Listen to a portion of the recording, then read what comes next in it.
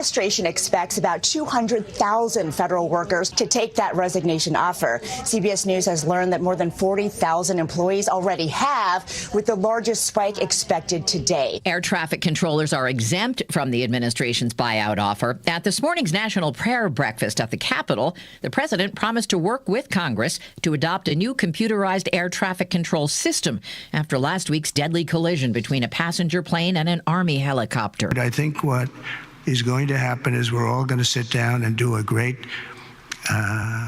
computerized system for our control towers, brand new, not pieced together, obsolete. Democratic lawmakers led an all-night protest session in the Senate over President Trump's nominee for budget director, California's Adam Schiff. Russ Vogt believes in dismantling that government of the people, piece by piece, brick by brick, until what remains is a hollowed-out bureaucracy that serves the interests of the wealthy and abandons everyone else. Vote helped construct a plan calling for drastic cuts to Medicare, Medicaid, and Social Security.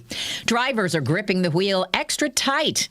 Dicey conditions from the Midwest to New England. A sheet of ice in the metro Detroit area necessitated a lot of car scraping this morning. I turned my defroster on, got out with my scraper, and it took me about 25 minutes. Hundreds of salt trucks on major highways, I-75, I-94, but drivers supposed to be going 5 to 10 miles below the speed limit, but there were still some crazy drivers. Well, of course, there are always crazy drivers. Nice days or cold or bad days. And the advice this morning, just slow it down. I'm not in a hurry to get to work. Never have been. Charlie Langton for CBS News, Detroit. A new strain of bird flu has been detected in milk from dairy cows in Nevada. CBS's Jerika Duncan. Detecting this second strain in cows means the virus has jumped from birds to cows for a second time. Jimmy Butler's tumultuous time with the Miami Heat is over. They've traded their disgruntled NBA star to Golden State for 3 players, including Andrew Wiggins. CBS Sports Miami's Mike Cugno says the Heat have to be relieved. 2 months, 3 suspensions deep into this. It was ugly. He was leaving practices. He was not showing up for planes. Dow down 1. This is CBS News. Think O'Reilly Auto Parts for all your car care needs. Get the parts and service you need fast from the professional parts people at O'Reilly Auto Parts. Something amazing is happening. Technology is working harder, faster, and more reliably. It's delivering results that work. But who makes technology work? CDW. We're a full-service technology solutions provider, advising our clients and designing customized solutions so they can reach their goals and do amazing things. CDW. Make amazing happen. Find out more at cdw.com. I'm Kareem Abdul-Jabbar. I learned about atrial fibrillation the hard way. My symptoms would come and go. Shortness of breath, fatigue. I kept going. Then I got so lightheaded, I couldn't. My doctor said I have AFib, so I'm about 5 times more likely to have a stroke.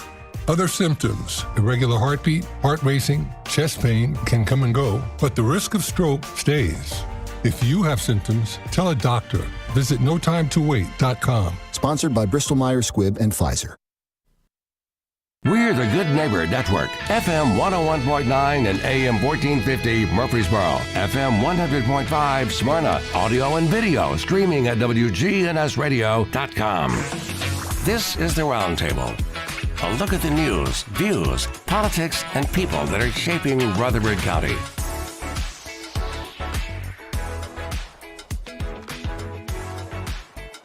This is Bill Krause on the wonderful Thursday morning WGNS Radio Roundtable. And we have 2 folks here, longtime friends, longtime associates, and more importantly, longtime phenomenal resources for Rutherford County. Scott Foster, Executive Director of the Journey Home, and Liz Koser, Director of Development and Marketing for the Journey Home.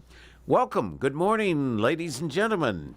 Thank you. Good to see you this morning. It's always a pleasure. At least talk about, and I know we've done this past, initially talk about your background, born where, and how long you've been in the, quote, the motivation of folks who are perhaps less fortunate.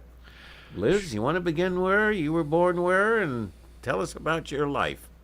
Well, I have a long history of nonprofit from a professional But you were born standpoint. where? Well, I was born in Tallahassee, Florida. Oh, were you? Talking to the microphone. I was, sorry. Oh, okay. I was so born they in- called you Tallahassee Lassie. Yes. There was a yes. song, if you remember, Yes. Tallahassee Lassie. That's me. Okay. But made my way to Middle Tennessee and attended MTSU and wound up in nonprofit fund development and marketing and had. And you do a superb job. Well, thank you. Sometimes I wonder, but. Oh, the results are the proof, and the environment that you create is the double proof. Right. But spent several years with Big Brothers Big Sisters of Middle Tennessee, Okay. and you know how I-24 is. It kind of talked me out of traveling to Nashville. Well, that way you get to listen to all your books on the air. Yes. You know? That's true. That's very true. But And you then, joined Journey Home when? Yes, I joined Journey Home right before we went into lockdown for COVID. Oh, wow. Lucky enough to be offered a job by Scott, and so I spent the first year with the Journey Home not really meeting that many people because everybody was, on Zoom and locked up. Sure. So. And Scott, you have a wonderful story and background and what have you. You were born West Tennessee? I'm a Memphis boy. Yeah, see. Born and raised. I trust and, my memory. Yeah, spent the first 20 some odd years of my life there. Moved here via Nashville. You weren't a singer on Beale Street. No, I was. I didn't have any part of the blues. But, did you ever walk the ducks at Peabody? Yes, sir. Been to the Peabody and enjoyed the blues downtown Memphis Well, as you know, well. at the Peabody, when those ducks go, you really hear a wise quack. All right. Yeah, Enough of that this morning, folks. Some wonderful traditions down in Memphis, but I moved up to Nashville with a previous career that I was in, and was there about a year and a half, and found Middle Tennessee to my liking, and wanted to plant roots somewhere, so I moved to Murfreesboro. Been here since 1993, so that makes me a long-term resident compared to most of our community. Exactly. But it's I feel like Murfreesboro's home, and have been involved with the work that we do at the Journey Home now for 18 years. And what prompted you? What was the inspiration that said, I'm going to start a program that responds, and I don't just call it homeless, that responds to those folks who are less fortunate? For me, it was an outpouring of my personal faith. Okay. When I was in high school in Memphis, I grew up in the Presbyterian church. My grandfather was a minister, and Mom and Dad had me in the church every time the doors were open, which was wonderful. But as a connectional church, we were having a district-wide youth retreat one weekend, and after our program, we were just having a time of prayer and meditation, and I felt like I had an experience with God where He spoke to me and said, Scott, I'm going to create an opportunity for you to serve people that are struggling physically and spiritually. And as a high school student, you really don't know what to do with that. No, absolutely. We prayed about it that night, shared with my family. We prayed about it, and just kept praying about that off and on over time. Went on and graduated high school, went to college, and that kind of a thing, and spent Your major in college was? Well, I was originally a chemical engineering student. See, I remember that, and that's why I wanted you to say it. Yeah, back in the early and middle '80s, you could write a very nice paycheck with an undergraduate degree if you were willing to work in the petroleum industry. And but I found that not to be very inspiring after a while. And switched to being a business major, and I worked in the home center business, and then later in the restaurant equipment, parts and service and installation business, and had an experience to be part of a small business and then sell that and work for larger businesses, and eventually Ecolab bought our company and got to be an area director in that business. So in those experiences, God was preparing me for all the things that we would need to do at Journey Home. And then some 22 years after that call, I came under conviction. I had an office in Memphis, even though I was based here in Murfreesboro, that it was time. But see, your chemistry background in undergraduate has played a role in your life because you put compounds together and you create success in helping people. A good analogy. A plus a good B analogy. equals C. There you go. Correct. Good A plus analogy. B. And how did Journey Home initially begin? Where were you located? What were your primary initial services? And carry us through the life of Journey Home to where we are right now, 2025, an exciting year for Journey Home. Just a very quick history. We started without any place to be, as many of the people that we serve find themselves with no place really to belong. Myself and a homeless nonprofit. Wow, that's kind of what it was. I have not thought about it that way. Geneva Poss, who just celebrated her 80th birthday in December. She still works with me every day. Wonderful lady, and just many volunteers, particularly related to First Methodist Church, where I was attending at that time, and but also with other churches. Calvary Baptist, which is one church now, and Fellowship Methodist, and St. Paul's Methodist, and New Vision Baptist were all part of a group of churches that were serving one day a week over at the old creamery. And as we lost that building was sold. Journey Home was just coming along. God had put it there at the right time to take up that mantle and continue to serve people. So we were doing outreach work from our cars, working with people to help find jobs and housing and things like that on a one-on-one basis. And then we started looking for a home. And Bob Parks was one of our founding board members and a dear friend. Realtor. And the realtor, yes, sir. And I say that without qualifying that because I think most people in Murfreesboro would know Bob Bob. And you know, he's a MTSU grad and just came up here in our community and a wonderful fellow. And so he helped me start to look for places. We found a place to rent that was met our budget, which was very low, but it was in very rough shape. And this community rallied together through volunteers, through businesses donating their services, and we fixed up that building. It's the building we've been using ever since 2009.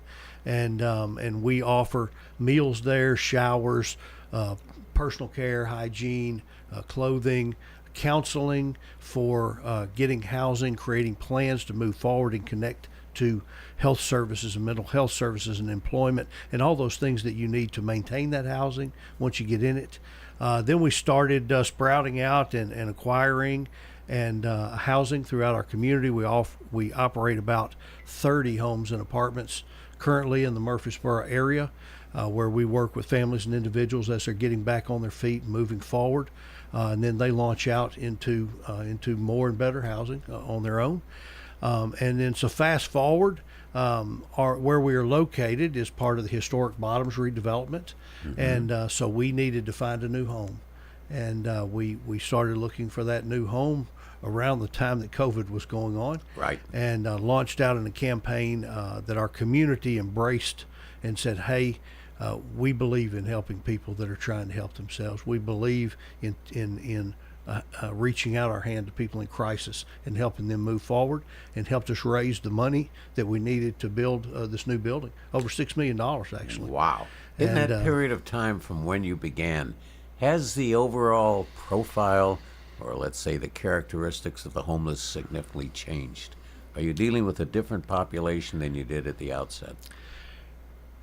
You know, there are elements of the population that are consistent throughout time, but where we find real growth or real increases in those needing services today is in families with children. We did not have as many families with children that we were working with at that time, but now our school system last year, between Rutherford County and Murfreesboro City Schools, they had over 2,700 students that were enrolled in the federally funded homeless student services, and that doesn't count their non-school age siblings or parents. I mean, this is a significant number of students. It is. And when they experience, you know, that type of traumatic disruption as children, it often limits their potential as they grow and become adults. And so, you know, we take extra care and effort to try to have programs to get families as quickly from homelessness into housing and connected to other services to help them, move forward and be sustainable and successful as possible. And one of the things I always remember in our discussions and our working together, that a real problem of homelessness is how many women have become homeless. And you usually think of some gentleman who is on the street and so forth, but the amount of women, middle-aged women, actually older people who've become homeless, seniors. Talk about that for a few minutes, because it's not what you would envision. Right. You are absolutely right. That is something that you taught me a lot. Yeah, that's somewhat different than it was all those years ago. We operate a cold weather shelter program called Coldest Nights here in the community, and that serves people that really have no place to go on nights when it is really cold. It's a kind of a health and 32 safety. degrees, was that the freezing and line? below, yes, sir. And today, about 30% of that population is female. Wow. It's still more than 2 to 1 men, but that has really grown in the number of women on the street, and also the number of senior adults, particularly senior adults with disabilities that have maybe Social Security income, but their disability doesn't really allow them to work additionally or bring an additional income, or maybe even their age and chronic medical conditions don't allow them to do that, so they can't afford a place to live. Many of them veterans. We do have a number of veterans that we work with. I'll tell you, in the aggregate, we serve over around 120 people that are 65 and over. Wow. Can you recall the oldest? I've had several in their 70s. In fact, we serve every year more than 50 people that are in their 70s. Can you imagine being on the street? You've lived your whole life, and look at where that life has taken you. And that's where, as a community, and let me say, we have such a wonderful community. They care. They want to be involved. They want to support good efforts to help people move forward and create sustainability. And unfortunately, it is more and more expensive to do that. As housing prices go up, as other service costs go up, it is more and more difficult for people to manage a budget on disability income and that kind of a thing, and find a place to live. So it makes our work challenging, but also very rewarding, as we can help move people from a place where they feel like they don't belong anywhere to feeling that they have value and moving into a sustainable situation. And today, 2025, big year for Journey Home, because you're building your new home. And both Liz and Scott talk about what led up to the new home, how you planned, how you developed, where it's located, ribbon cutting hopefully in the fall, what the home will provide, which you currently do not provide, just its whole purpose. Okay, all right. Well, what led to us deciding to raise money and build a new building was a couple of different things. First of all, as Scott has explained, our building is old and has really lived its best life. It's kind of and the ownership wanted to sell, if I remember, or do something with the property because it's part of the historic redevelopment district. We needed to find a new place. Yes. So it will cease to exist. We rent that space, and so a few years ago we started getting serious about talking about a new building, and formed a committee, our capital campaign, Unhoused Capital Campaign Committee, which Russ Galloway led. Well, we had the two gentlemen here maybe 3 months ago on the air. Did a great job. Yes. And so we raised $6.2 million and broke ground this past fall on our new building, which is about a mile from our current site. Its actual location is on what street? It is 1207 Old Salem Road. Oh, so you're not far from the Salvation Army then. Actually, and they are on New Salem Road, but you're right. We're not far at all, and there's sidewalk transportation all the way from our door to their door in the new building. So we're it's a great location, and when we talk about what's new and what's the same, all of the services we currently offer will be offered in the new facility. And additionally, we will expand services. What's the square footage, the new building? Just under 20,000 square feet. And your current square footage? If we use every nook and cranny of the building, which we do, it's about a little over 7,000 square So feet. you're really going So about three times. Yes. Wow. Yes. Who was involved in the design of the building? I imagine that in itself, not only what you're going to do with the square footage, but the flow and the coordination. You know, actually, we got input from a lot of different people on the flow and the services and where things lined up. But I do want to give a shout out to our design builder, and that is the Dow Smith Company. Many people that are listening to us today know Dow and know of his company out of Smyrna. They have helped us take the project from concept all the way through construction. And I'll tell you right now, knock on wood, they are keeping it on schedule and under budget. Oh, under budget. Okay. That's the two things that you can ask for in a general contractor. Their service has been just outstanding, and Yes, it Joey has. Ryan and his team. Have they ever done anything like this before? You know, they do a lot of nonprofit and church building projects. Okay. They probably never done a project exactly like this one. No. But you know, they do a lot of construction in this sort of range. And they do some bigger projects too. They completed the addition for New Vision right before they started working on Journey Home. And I'm assuming, maybe I'll not say this, but I'm assuming you've had great assistance and cooperation from the city of Murfreesboro. The cities, we've had no problems Building with the city. department. They've helped us get things, you know, through all the zoning and through all of the reviews and everything like that. They've been very fine to work with. I also want to shout out to Matt Taylor and his team over at SEC. They've been our civil engineering firm for this project, and I tell you, they have really supported the project. Everything from you know, it's very earliest days. Hey, Matt, could this project actually work on this piece of property? And you know, and him getting in there and just diving in to say, hey, yes, I think we could do it if we did this and this. They've just been such a great partner as well. So, you know, and they're right here, a local partner right here in town. Right. One of the questions I always have related to this, is the building going to look institutional or friendly? And how do you create a friendly, even the color on the walls, how do you develop a friendly environment, a peaceful, serene environment versus it looks like another institutional building? We've been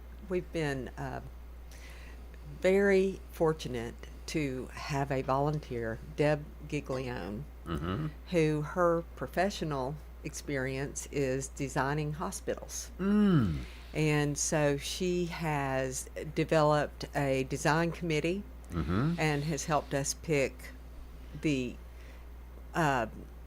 inside and the interior and exterior colors and materials, and we're getting there. We've selected the exterior, we've selected the interior, and we're ahead of schedule. So we didn't even meet this month on decisions, but that's been really exciting. And you know, I think it is going to be a very inviting building. Warm. It is. I think the way the services are laid out, it's very accessible, so people can get to the things they need. You know, and you know, we've kind of created it in a way that we can always keep it fresh. With, you know, most of the really interesting things will be on the walls, not the color of the walls, for example, and we can always keep it fresh and interesting. You know, one of the things that we have in the new space that we didn't have previously is some space for training. There are going to be many volunteer opportunities at the new building, and we really want to invite people to get involved in that. And in order to get involved, you have to kind of get some training. And so I think Liz is going to share a little bit about an event we have coming up where people are going to get to learn more about Journey Home and all of the opportunities we have. We want to hear that, but we've got to take a break. But the one thing I also want to say or ask right before we take the break, have you asked for any input from the user? You're homeless. of if they had a magic wand to make this building the perfect building, what's their input into the building? Actually, the answer is yes, and that was in the very early parts of the process, and worked with one of our other local nonprofit partners, Salvation Army, and several people that were staying at their shelter and their leadership at the time. And Major Joe Irvin, you remember Joe? Oh, Major Joe, of course. And so we actually got input from a number of people early in the process and incorporated that into the design. As Brian will say, Major Joe's the reason I'm here. Is that correct? Yeah. We'll be right back. Words from our sponsors. First Shot, growing in Christ with life and athletic skills. So we teach God's Word at everything we do to implant it in them so that they understand that the only way to get through the world is with God on their side. First Shot founder and executive director Andy Herzer. Our focus is on our inner city here at Patterson Park. From academics to athletics, First Shot's focus is toward building a stronger, more courageous spirit to face opportunities and obstacles that our youth confront every day. To find out more about First Shot, go to firstshottn.org. All right, guys, if you're only middle-aged but wondering why it seems harder to keep up, you're not alone. It may be caused by low testosterone. Testosterone therapy, or TRT, can help you get back to your best. But not just any TRT, not those websites offering only basic treatments. You have to see the provider specialist at Low T Center. They offer advanced personalized treatments with over a decade of experience. At Low T Center, you'll start with a simple test and get your results in about 25 minutes. Go to lowtcenter.com to book your appointment online. lowtcenter.com. Low T Center, reinventing men's healthcare. As a leader in environmental services, sustainability is deeply integrated into our business model. At Middle Point Landfill, we are environmentalists at heart. This is Mike Klassen with Middle Point Landfill. We use cutting-edge technology in combination with our deep experience in recycling and waste services to protect our environment and our neighbors. That's our job, and that's our promise. We invite you to learn more about us at middlepointlandfill.com. For Public Services, we are sustainability in action. Smith dribbles to the top of the key and lets it fly, and it's no good. Oh, but wait, he was fouled. They'll have another chance to win. Hey, you know what this reminds me of, Bub? The game against State last year? Nope, the bonus scratch instant games from the Tennessee Lottery. They give you two chances to win, one on the front of the ticket and one on the back. Okay, that's random. Play the bonus scratch instant games today for your chance at up to $500,000. The Tennessee Lottery. Game-changing fun. Please play responsibly. This is Good Neighbor Events with Bart Walker. Brought to you by AmeriCare Pest Control and the law offices of John Day. I've got pests. AmeriCare Services Incorporated, family-owned and operated. For residential and commercial customers, we offer a full range of services. Our services include one-time, monthly, and quarterly pest control, termite control, moisture and fungus control, automatic foundation vents, and more. Licensed, insured, and bonded for your protection. 893-7111. Call the best of the best to get rid of your pest. AmeriCare Services Incorporated. WGNS is happy to list your Good Neighbor events on the radio. Get them to us at least 2 weeks before they occur. You've heard Cliff Sharp on the radio talking about how Greenhouse Ministries needs volunteers. They have a volunteer orientation every Thursday morning at 9 at Greenhouse Ministries. Pick a Thursday that fits your schedule. That's Thursday mornings at 9. Also, we'd like to remind you the Parkinson's Support Group meets on the first and third Friday of each month, 10 a.m. at the St. Clair Street Senior Center. The Parkinson's Support Group at the St. Clair Street Senior Center. Don't forget, the Tennessee Philharmonic's Valentine Concert is next week. That's right, next week on Tuesday, February the 11th, 7 o'clock in the evening, over at the View at the Fountains of Gateway at 1500 Medical Center Parkway. That's next week, Tuesday, February the 11th, 7 o'clock in the evening, for the Tennessee Philharmonic's Valentine's Concert. Right now, call the Red Cross and make an appointment to give blood. Those are WGNS Good Neighbor events. Rutherford weather. A few spotty showers here early this afternoon, otherwise cloudy skies with a high in the low 70s. Tonight, mostly cloudy, low near 45. Friday, partial sunshine, high 59. I'm meteorologist Jennifer Wojcicki on News Radio WGNS. Currently, it's 68. Broadcasting from the Middle Tennessee Electric Studios. Take control of your account management and energy consumption with the MyMTE app. Download from the App Store and manage your account, improve your energy habits, and more. MTE, serving to make life better since 1936. This is the Roundtable from News Radio WGNS on FM 101.9 and AM 1450 Murfreesboro, FM 100.5 Smyrna. Listen and watch at wgnsradio.com. This is Bill Krause back with you on the WGNS Radio Roundtable on the Thursday morning edition. And we're having not only a very informative but an extremely interesting and very applicable visit with Scott Foster, Executive Director of Journey Home, and Liz Kouser, did I do? Kouser, okay, yes. Who's the Director of Development and Marketing for Journey Home. Let's just jump right to the chase and talk about this big event that you have forthcoming, and then we can kind of backtrack and see other things we have to hit. But the big event, coming up at MTSU. Yes, absolutely. So with a new building, the other, besides us increasing our square footage and our services, we also are going to be increasing our costs to operate that facility. And so Journey 25 is coming up on March the 10th. And it is the Journey Home signature event. It's at MTSU in the Student Union Building Ballroom. And in that area, parking's not an issue. Parking at MTSU is usually an issue, but I think you'll be in good shape parking. Well, they're on spring break. It's spring break. Smart planning, ladies That's right. and gentlemen. That's right. Yes, we want people to easily park. And, we want the community to come out and learn more about the Journey Home. It is, I call it our mission event, because what we will be talking about is our mission. We will have a couple of our clients' testimonials, and this year we are having Holloway's principal, Sumatra Drayton, is going to be a speaker. Great. And she's going to speak about a couple of students that were homeless that attended Holloway. And so it's going to be a great event. We want the community to come out. We're looking for table hosts right now. The date again? March the 10th. March 10th. Over lunch.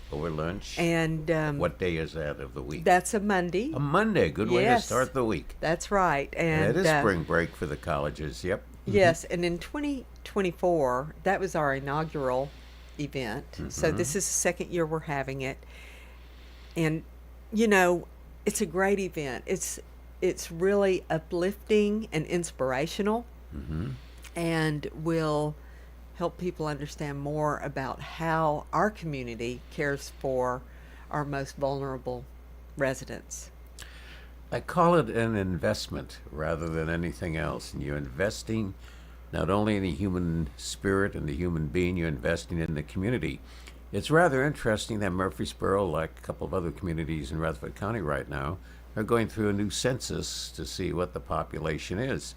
I assume at the same period of time, what is the population of those folks who are without homes or limited housing and so forth? Bill, that's always a moving target, because some people define homelessness differently. So if you say, well, who are the people that are only living outdoors or living in their cars or living in a shelter that have no other option, then you can make the number a little smaller. Or if you include folks that are doubled or tripled up with other friends or family members temporarily while they're trying to get back to work or find some housing they can afford, or folks that are living in motels week to week, that is a very, very expensive thing that sucks up most of their funding, yet it's not really housing. If you include the broader community, we have thousands that experience homelessness each year. When we think about our school system, last year's census was 2,700 without non-school age siblings or parents. Most of those are single parent homes, but some of them are two parent homes. And so when you think about that, that's at least 4,000 people right there. We take a census every year of people that we actually identify and can name outside one day a year, and we usually have well over 300. When we look at that over a year's time, we have several thousand in that boat. We serve people at the Coldest Night Shelter. That gives us an indication what our unsheltered number looks like. And that number is usually between 200 and 300 that use that service. And there are many because they can't get to downtown or can't get to St. Paul's Church or First Baptist Church that are not able to use that. So we know that number is significant. I do think that we have some growth in some areas, some subpopulations in that group. Overall, I would say that number is growing, but not real rapidly. We're trying to do all we can to get people into housing and with the services they need to maintain that, get them employed, get them to counseling or address health conditions and things of that nature. But when Liz mentioned a minute ago the new facility, one of the things that we have in that new facility is 10 units of interim family housing. So right now, if we are working on getting a family with children rehoused into the marketplace, the normal way we do that is we have a lot of coaching that goes on and how to create a plan and how to execute that plan. But we also then help pay deposits, maybe first month's rent, maybe partial rent for somewhere between 1 and 3 months, so that they can get stabilized, get their budget stabilized, where they can move forward independently. Well, back in the day when I first started out, that investment, you mentioned investing, and at the Journey Home, we really are investing in people. And that investment used to be maybe $2,000 to $3,000. It's very easily an investment of $8,000 to $10,000 per household today. And so the increased housing prices, have really made us have to stretch every dollar almost till it snaps. Taxes and insurance as well. Sure. And when a family's creating a budget, it's not just housing. It's the cost of childcare. It's the cost of insurance. It's the cost of utilities, groceries. Groceries. Yes. I mean, food costs have just gone crazy. Eggs. Over the last no years. yolk. Right. Okay. And when we think about that, Good one. We really do have to raise a significant amount more money to deliver the promise of moving people from homelessness into sustainable housing and sustainable living. Well, what's fascinating in some of the events that I've attended of Journey Home, and when you have folks who have gone through the process and are now back on the life and work and so forth, and you start measuring the contributions, not just financial, the contributions they are returning back on the investment in terms of their work opportunity and their work successes and their work productivity. It's an investment in the community, state, and nation, if you may. It is absolutely. And let me say, it is good stewardship. Exactly. See, the thing is, we're spending this money anyway, because when we talk about the additional senior adults, when we talk about people with chronic medical conditions and serious mental illness and co-occurring addictions and trying to get in recovery, trying to get clean and sober, those are things that can't happen when you don't have a roof over your head. So they wind up at the emergency room. Yep. We invest a ton of money in uninsured medical care. They wind up in our jail. Most people don't really recognize that typically in our population at the jail on a given night, about 15% of those folks booked in as homeless. Wow. That means when they get out, they'll be homeless. And we're working on trying to develop programs to get to with some transitional housing and work connections to help people quickly move back into community. But just that little 15%, we are paying, if you want to call it their room and board and health care, we as a community pay about $450,000 a month. Wow. These are 2023 numbers, actually. But, that's a lot of money. That's millions of dollars, and it doesn't actually help people get a better quality of life and not cycle back right on the street or right back into jail or wind up right back in the ER. So these are things we're working on addressing at the new center. There'll be medical services, mental health services there, the interim family housing, and all the basic needs services and coaching that we've been providing for a long time. But if we want to be smart and good community members, good stewards of that which God has entrusted to us, then we need to make sure that we're making an investment and not just paying an expense. Before we go on, give some detail on how people get a hold of you to plan for tables for the March 10th event. Yeah, so phone numbers, emails, and yes, loud absolutely. and shout it out, maybe 3 times. Absolutely, yes. So one thing I'd also like to add is we talked a little bit about investing in our operations. Mm-hmm. And, there's more than one way to invest in that. Certainly making a contribution to support the Journey Home, but the other way... Tax deductible, too. Tax deductible. Mm-hmm. And the other way is through your time or your talent. Mm-hmm. Both of those ways are things that can affect our bottom line and help us move forward in serving people the best we can. And to get involved in any way, people can contact me through my phone number, which is 865-278-8757. One more time. 865-278-8757. How did you get an out of 615 area code? Well, I'm a UT Vol, and that's the 865 area. Gotcha. Okay. So anyway, but people can also contact me through email, and get ready for this one. It's kind of long. It's LCOUSER, Lcouser, at lovegodservepeople.org. Now, want to do it again? If you don't have a pen or pencil, or you're driving, somehow, some way, transfer it over to your records. Yeah, Google the Journey Home, and our contact information is on there also. But it's LCOUSER at lovegodservepeople.org. One of the areas that I recall that you educated me on, Scott, years ago, is why homeless would be a primary issue in Murfreesboro. And talk about the access to an interstate, a major interstate that people travel. They follow the path, put it more mildly, they follow the journey. And Murfreesboro being right on a major interstate, this is where they drop off.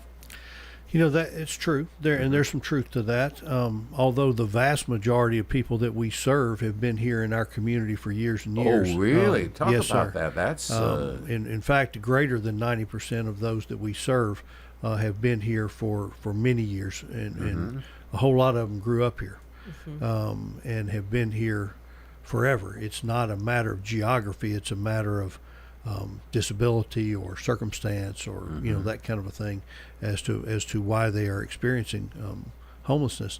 But Middle Tennessee is a fast-growing area.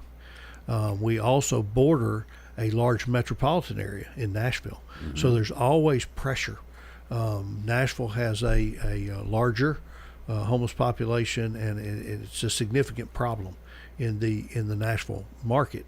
And we want to work hard to make sure we never have that type of an issue here in the Murfreesboro and Rutherford County area. But in a fast-growing area, people move for opportunity.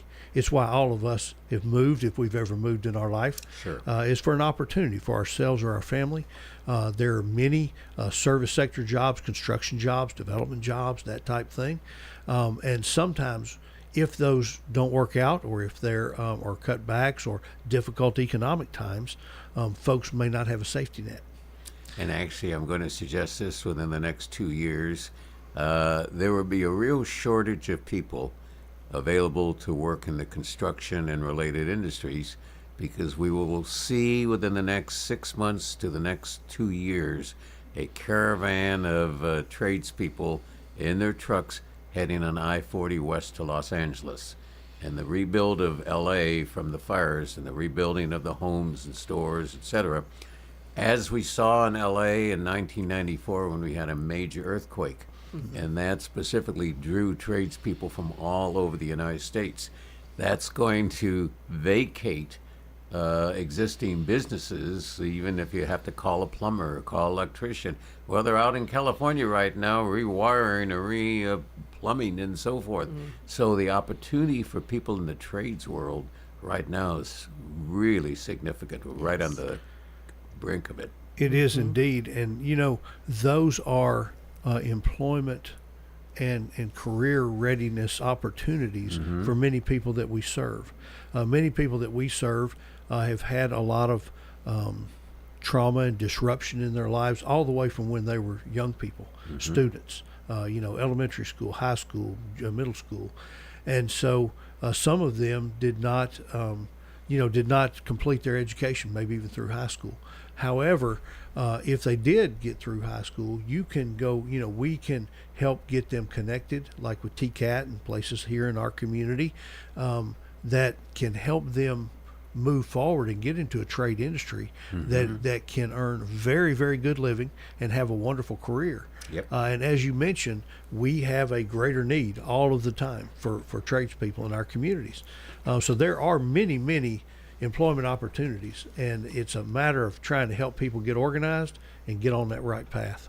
We'll be right back to conclude our visit with the wonderful people who are motivation and an inspiration from Journey Home. Stand by.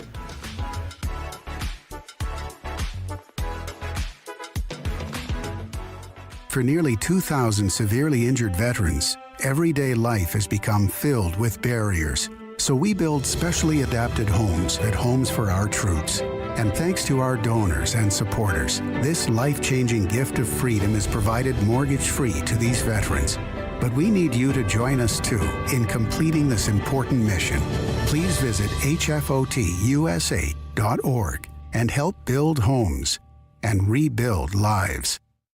Life insurance. Why are you putting it off? Can't afford it? Too much hassle? Think you don't need it? There's lots of excuses for putting off life insurance. But if you weren't there, who would pay the mortgage and other bills? With Ethos, you could be covered in 10 minutes and boom, family protected. Ethos, fast and easy online term life insurance. Up to $2 million in coverage with no medical exam. Some policies as low as $1 a day. Answer a few health questions and get your free quote at checkethos.com. That's checkethos.com. Chip Walters here with Exit Realty Bob Lamb & Associates. I was named a top 10 agent in the #1 Exit Realty office in America in 2021. The top question I get around town, how's the market? Good question. And the answer's changed a few times this year alone. I'd like to know what you've heard and share some solid data we have. Give me a call and let's have a cup of coffee and take a look at what's happening in your neighborhood. All my contact info is right on my website, choosechip.net. I'm Chip Walters with Exit Realty Bob Lamb & Associates. At Bud's Tire Pros, we sell all major brands of tires, and we invite you to stop by today for that next set of tires. Or maybe you need us to check out your vehicle before you head out of town. We offer everything from brakes to batteries, alignments, and more. No appointments necessary, just stop on by. I'm Allison Mitchell with Bud's Tire Pros. We're located on East Main Street, exactly 3 miles from the town square, 1 mile past Rutherford Boulevard. Visit us online at budstireprostn.com. Here at Boot Barn, our objective is to build the perfect boot. We do take our time ensuring that every step is done correctly. For a boot to last you for a lifetime, you've got to properly build the boots. Hand craftsmanship is, in my opinion, the only way you're going to achieve that. We handcraft our boots. 160 people take a boot from start to finish.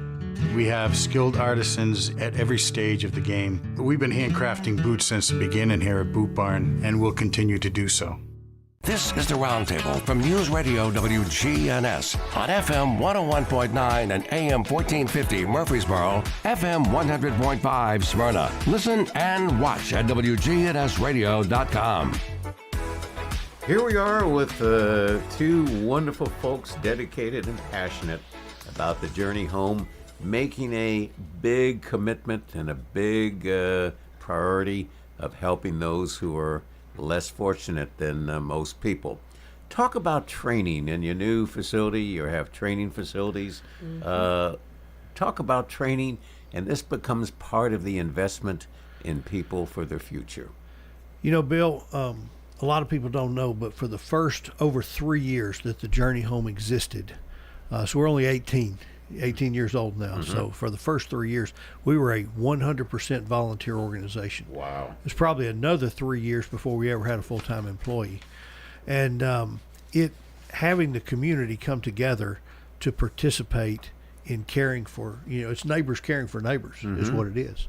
And so we're going to have in the new facility the space to actually train and equip people for how to work with folks who are in crisis, and equip them with the tools they need to come be volunteers at the Journey Home. And let me say, we won't be able to staff that building with paid staff with as many people as are needed. So again, we will be counting on volunteers. We have more than 1,000 unique people that volunteer with us every day already. I mean, not every day, every year. Wow. More than 1,000 of our neighbors here in this community come and help others at Journey Home. And to be honest, what are some of the things they're doing? They work in the office. They help people get showers and clothing, and they help people in the cafe. They help prepare meals in the cafe. They help do maintenance around our housing and our facility. Answer the phone. Answer the phone. Work in the office. Sort mail.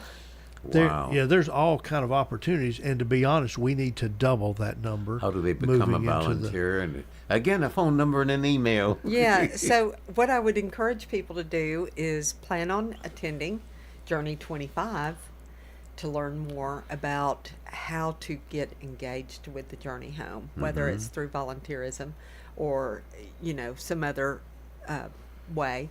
But they can call me at 865-278-8757. One more time. 865-278-8757. Or they can send me an email. Or Google Journey Home and get all the info. Yeah, the Journey Home Murfreesboro. And, just get in contact with us. We have a lot of ways for people to be involved. We ask that people register on our website as a volunteer before they get plugged in, and that way we can communicate with them and let them know about volunteer opportunities that are coming up. Yeah, I was just going to mention that I thought we had a place on the website for people that they can I think it says volunteer. See, both of you have been in the nonprofit where volunteerism is so important. Describe, if you can, how a volunteer ultimately sees the benefit of their endeavors. When they see a person suddenly break out of homelessness into a new world, job, home, family, reunited, and so forth, how do they measure the rewards they see as a volunteer? I think people are motivated to volunteer for a number of different reasons. One of the things that they get to experience is building relationships with people that may have a life experience that's a little different than theirs. But they also will find in that experience that they have so many things in common. So they build new friends at Journey Home. They are able to maybe use their networks and connections in creating opportunities for others. Yeah, fellowship. Certainly. And it is just, it's as Christian folks, and I'm just speaking to the Christian folks right now, that's part of what we're called to do. Jesus says that we're to love God and love our neighbor. And we're all our neighbors, and when you get to come and actually do that, and not just as a teaching in a church or something like that, you get to get outside the walls of the church, and it does create opportunities for you to share in people's lives, for you to share your faith, for you to share your experiences. You'll find that people have families just like you do, and get to share that and help people feel like they belong, like they have value. The one thing that our home anchors us in a community. We feel like we belong because we have a place to be. We have an address. We have a place that is ours in our community. And that's the thing that's often missing. Yet that is the thing that helps propel people forward. When they start to build community, when they know that people care, when they get to be heard, and have conversations that are meaningful, when they get to find out about networks and opportunities and jobs and things, that helps people move forward, even more so than funds. But of course, it takes all of it coming together. Funds and people, and there are just going to be so many opportunities, and we are so happy to have a space to actually offer people training. Has there been linkage with not only MTSU but Motlow in terms of having college students use this actually students under state funding and state grants are required to provide a community service. Have you had involvement of college students? We have indeed, and we have interns that regularly are part of our programming, and I was just talking to Dr. Gloria Bonner yesterday. Gloria's on our board. Give her my best. She is. She's actually the chairman, captain. I'm not sure what it's called for Journey 25. She is such a wonderful. She just co-chair with Tim Seneker. With Tim Seneker, there you go. And she's just such a wonderful asset to this give community. her my best. I've got to get her back on the air. And we were just talking about how to better develop those relationships with college students, young people, so they can start being part of community and serving at an early age. Well, besides the network, there's a particular phenomenal advantage. And besides teaching political science, one of my major areas at 4 schools that I'm with is college success.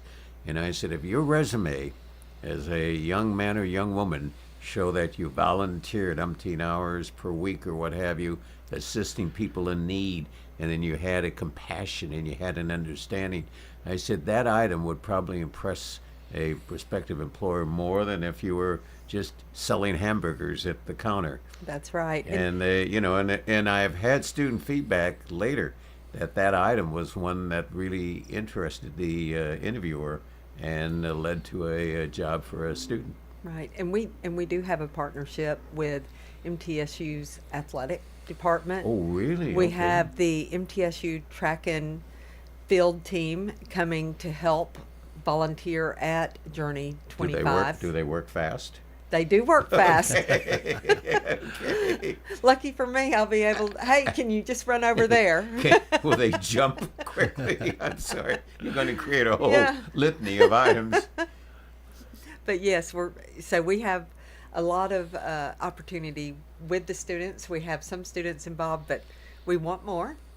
And so, Bill, and I know our time is sort of winding down, but I just want to share with those who might be listening today that as we embark on this new building, this new opportunity of new services, further opportunities to create new housing, particularly supportive housing for those with disabilities and people experiencing chronic homelessness. Immediately after this project, we hope to have new projects starting. I would love to hear from people in the community personally as to what their ideas are and what what is it about homelessness that they wish could happen, whether that's a result that they see or an idea that they have about how we might address a problem. And I just want people to know that that I value their feedback and their input. They can find my information on our website, lovegodservepeople.org. I'm S. Foster, Scott Foster, S. Foster at lovegodservepeople.org. I love having a cup of coffee with someone, having a sandwich with someone, and discussing these ideas because, our community sees this issue every day, and they have ideas. They have ideas about what they would like to see. We certainly would like to invite them to come to Journey 25 to learn more about what the Journey Home does on March 10th. That's important. And it's a fundraiser, and that's important. And it's a friend raiser, and that's important. But, I'd also like for people to reach out personally. I try to make time in my schedule every week to have phone conversations, to have coffee, to have a sandwich with people in our community that want to know what's going on or what they can do to help, or, hey, I'd like to, have you ever thought about this? Or, man, I see this particular problem and it really is tough. I really wish we could deal with that better. One question we get sometimes is, with our move, do we think that we will still have as many people in the downtown area that are experiencing homelessness? And it is my thought that as we move about a mile farther away from the downtown area, we will probably not have as many folks experiencing unsheltered homelessness in the downtown area. We don't know yet. But as we better develop our resources, we can help people get connected to what they need.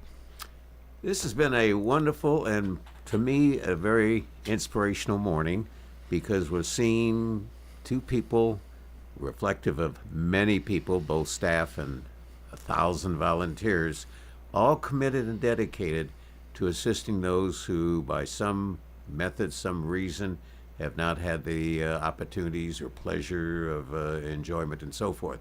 I do have to always conclude on a story relating to this, and you'll remember this, Scott, of a he's now retired, police sergeant with Murfreesboro Police. And he became so very involved in helping the the homeless. And I can always remember that he used to visit a homeless lady in a wheelchair out by the library. And he took it upon himself to track where she was from, Salt Lake City. And he ultimately, with a counterpart in the Salt Lake City Police Department, found out that she had family, she had children, grandchildren living in the Salt Lake City area.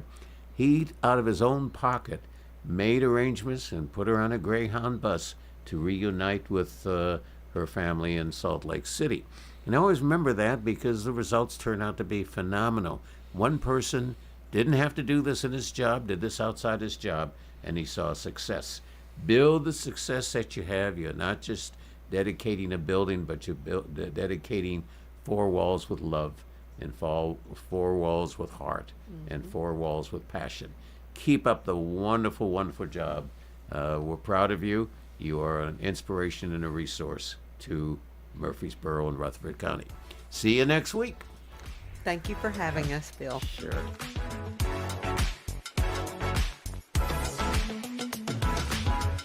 WGNS, Murfreesboro, Smyrna. Premier 6 Theater on Broad in Jackson Heights. Let's all go to the movies. Check out what's showing at murfreesboromovies.com. Popcorn popped fresh daily. Movies at the good old premises. Premier 6 on Broad in Jackson Heights. Life's too short to stress about insurance. That's why Ray Call at Rayburn Insurance is here to make sure you have the right coverage without all the hassle. He'll work hard to provide you with personalized service and finding the best solutions for you and your family. Whether you're looking for auto, home, or business insurance, Rick Hall's got you covered. Rick Hall at Rayburn Insurance Agency. Let him handle the details so you can focus on what really matters. Did you know that participating in Murfreesboro Special Census could help bring more funding to our city? This is Mayor Shane McFarland. An accurate population count means more shared state revenue for things like road repairs, parking,